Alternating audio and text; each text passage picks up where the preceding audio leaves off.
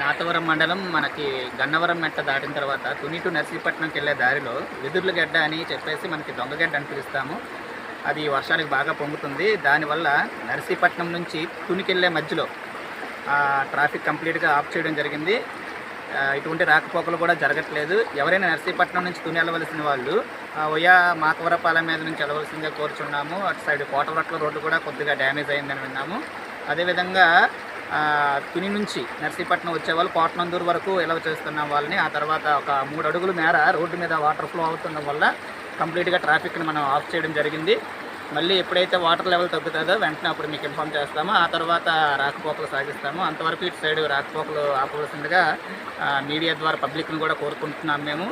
అదేవిధంగా ఎవరైనా లోతట్టు ప్రాంతాల్లో ఉన్నట్టయితే వాళ్ళు మాకు కొద్దిగా ఇన్ఫామ్ చేసినట్లయితే వాళ్ళని మనం రెస్క్యూ చేసి బయటికి తీసుకుని వస్తాము. వాటర్ లెవెల్ ఎలా పెరుగుతున్నందువలన పాకల దగ్గర పశువులు ఇవన్నిటికీ